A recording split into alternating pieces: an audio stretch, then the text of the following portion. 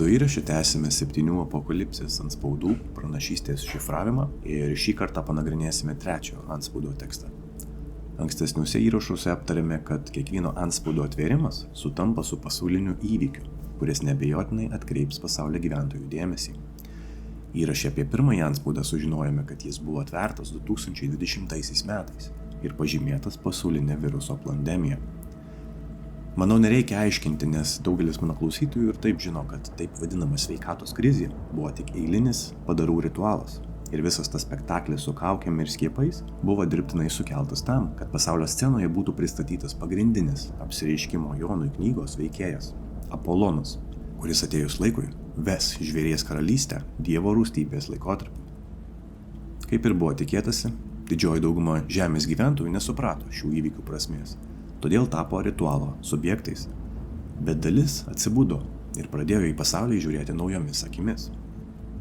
Minėtas laikotarpis prasidės tik tai atvėrus visus 7 antspaudus ir bus pažymėtas 7 trimitais. Pirmojo antspaudo atvėrimas oficialiai pradėjo apokalipsės procesą, todėl dabar kaip niekad yra itin svarbu būti budriems ir sekti ženklus, nes sekantys įvykiai pasaulio scenoje atvers uždangą ir parodys tiesą tiems, kurie yra pasirengę ją priimti. Savo įrašuose bandau jums paaiškinti, kad Biblija tai nėra kažkokia eilinė knyga, kurioje aprašytos šventųjų istorijos. Tai yra dvasinių mokymų knyga, kuriuose yra surinktos giliausios tiesos susiję ne tik su sielos kelionė fizinėme kūne, bet ir su pačiu konstruktu, kuriame tas kūnas egzistuoja. Visos tos tiesos yra aprašytos alegorijomis. Tad norint tai suprasti ir įsisavinti, reikia mokėti tinkamai jas iššifruoti. Biblijoje aprašyti mokymai nėra unikalūs. Dauguma jų yra surinkti iš kitų tikėjimo sistemų, tokių kaip mitraizmas, orfizmas, gnosticizmas ir zoroastrizmas. Tai yra knyga apie gėrį ir blogį, todėl nenuostabu, kad padarai naudoja ją kaip įrankį manipuliuoti žmonių masėmis. Laiko tarpas, kurį šiuo metu patiriame, yra ypatingas ir be galo svarbus. Tai yra kritinis taškas, kuriame kiekvienas iš mūsų turime galimybę pasirinkti, kaip sutiksime artėjantį pokyčių metą.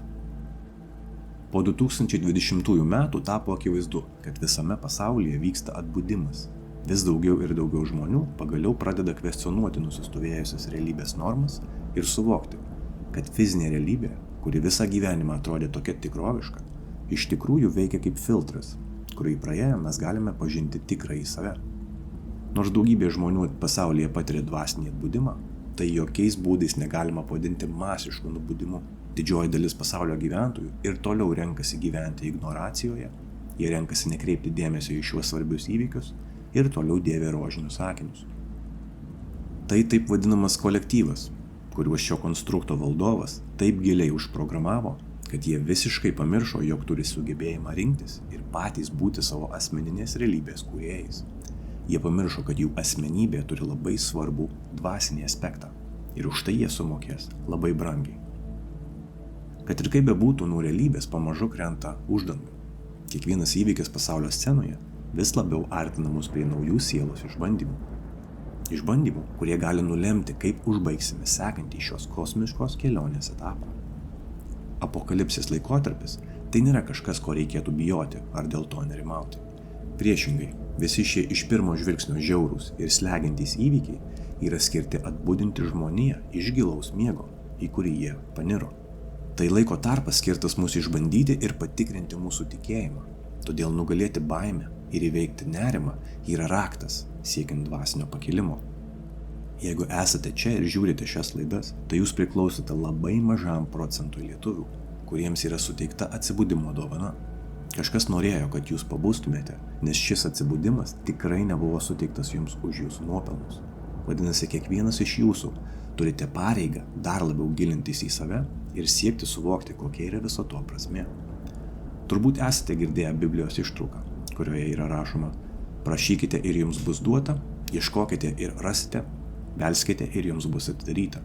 Nes kiekvienas, kuris prašo, gauna, ir tas, kuris ieško, randa, o tam, kuris beldžiasi, bus atidaryta.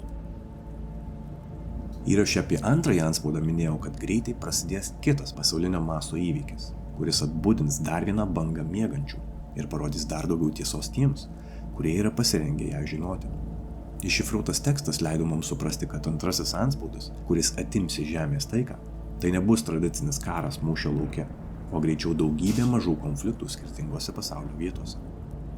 Antspaudo tema yra durklas ir ugnis, todėl galima tikėtis pavienių atakų prieš žmones ir infrastruktūrą.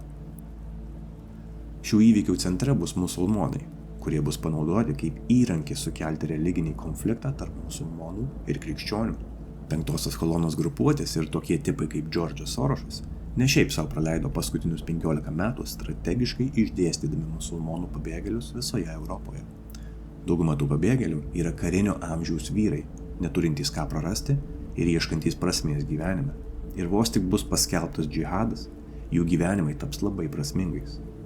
Tiek musulmonų, tiek krikščionių tarpe yra visiškai nukvakusių individų, kurie dėl savo tikėjimo yra pasiruošę pralieti kraują. Jeigu netikite manimi, pasidomėkite istoriją. Svarbu paminėti, kad kiekvienas iš antspaudų yra tarpusavyje susiję. Pirmasis antspaudas yra susijęs su antruoju. Pirmasis ir antrasis yra susijęs su trečiuoju. Ir taip toliau. Trečiasis antspaudas veikiausiai bus pirmojo ir antrojo antspaudo įvykių padarinys.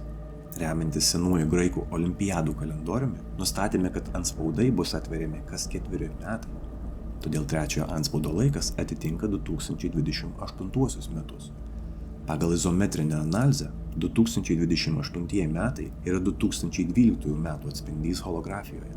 Todėl reikšmingi įvykiai nutikę 2012 metais, tokie kaip atakos Bengazyje, Londono olimpinių žaidynių ceremonijos, Majų pasaulio pabaigos pranašystė ar netgi Holivudo filmas 2012, gali būti naudingi ir suteikti įžvalgų apie trečiojo antspaudo įvykius. Prieš pradedant nagrinėti tekstą, kaip visada noriu priminti jums, kad šie įvykiai, nors ir atrodo žiaurūs ir neigiami, neturėtų kelti baimės tiems, kurie yra atsibudę ir eina išrinktųjų keliu. Žinojimas turi mus įgalinti, tad jeigu visą tai klausydami jaučiate baimę, tai yra aiškus ženklas, jog turite investuoti dėmesį į darbą su savo įsitikinimais. Tai viso labo yra senasis sisteminis programavimas, kurio galite lengvai atsikratyti. Žinoma, vien žinoti nepakanka, norint išsivaduoti nuo šiame konstrukte įdiegtų negatyvinio programavimo protokolų, mes privalome skirti tam daugiau dėmesio. Dvasinis pakilimas nenutinka per naktį. Egzistavimas šiame konstrukte yra nesibaigianti kova su šešėliu, kuri prasideda kiekvieną rytą ir pasibaigia kiekvieną vakarą. Daugelis žmonių beviltiškai pralaimi šią kovą vien dėl to, kad nesugeba kontroliuoti savęs. Tai jų protas valdo juos, nors turėtų būti atvirkščiai. Žmogus, kuris neturi savikontrolės, visada bus pasmerktas būti aplinkybių auka.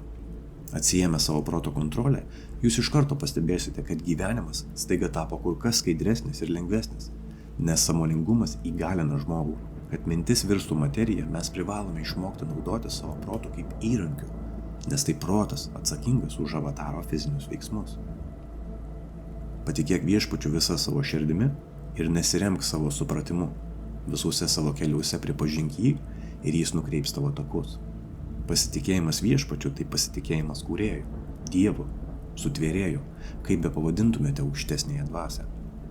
Visa savo širdimi ir nesiremk savo supratimu, tai reiškia nustok galvoti protu ir pradėk klausyti širdies. Visuose savo keliuose reiškia eikite su Dievu kiekviename žingsnyje, žinodami, kad bet kuriuo metu galite semtis iš savęs daug daugiau, nei jums atrodo yra viduje. Pripažink jį, reiškia pasitikėk Kūrėju, o jis nukreips tavo takus, reiškia eidamas sąmoningai su Dievu, stebėk aplinką ir tau bus parodyti visi ženklai.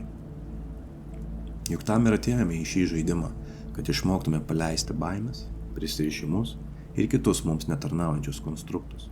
Šis fizinis pasaulis, kuriame mes randamės, yra tik didelė iliuzija ir vienintelis, kas čia yra tikra, tai yra mūsų sąmonė. Ir kai jis atvėrė trečiąjį antspaudą, išgirdau trečiąjį žvėrį sakant, ateik ir žiūrėk. Ir pažiūrėjau, ir štai juodas žirgas, ir ant jo sėdintysis turėjo savo rankoje svarstyklės. Ir išgirdau balsą 4 žvėrių viduje sakant, kviečių saikas už dinarą ir 3 saikai miežių už dinarą. Įžiūrėk, nepakenk aliejui ir vynui. Taigi trečiasis antspaudas tai dar vienas pasaulinio masto įvykis, kuris turėtų įvykti 2028 metais. Apie trečiąjį antspaudą mums praneša trečiasis žvėris, turintis žmogaus galvą, kuris sako mums ateik ir žiūrėk. Tai yra kvietimas atkreipti dėmesį, būti įžvalgiems ir suvokti įvykių svarbą. Trečiasis žirgas juodos spalvos, kuris simbolizuoja tamsą ir mirtį. Svarstyklė simbolizuoja didelę atskirtį tarp turtuolių ir vargšų. Balsas 4 žvėrių viduje – tai ankstesniuose įrašuose aptartas mistikų, alchemikų ir senųjų judėjų rabiniškoje literatūroje minimas tetromorfas, simbolizuojantis 4 zodiako žvėris. Astrologijoje vadinamas 4 karališkomis Persijos žvaigždėmis – Aldebaranas, Regulas, Antares ir Fomalhautas. Šie 4 zodiako kampai siekiasi į viršų ir susijungia su šiaurinė žvaigždė suformuoja piramidės formą. Piramidė yra Dievo sostas, kurį saugo Sfinksas, tetromorfo simbolis. Tai padeda mums atskleisti procesą, kuriuo išrinktosios sielos yra inicijuojamos į Dievo šeimą. Apie piramidę ateityje bus atskiras video. Kviečių saikas už dinarą ir 3 saikai miežių už dinarą gali reikšti ekonominį nuosmukį arba didelę infliaciją, kurie atims iš varguolių viską ir privers juos dirbti visą dieną, kad galėtų pragyventi.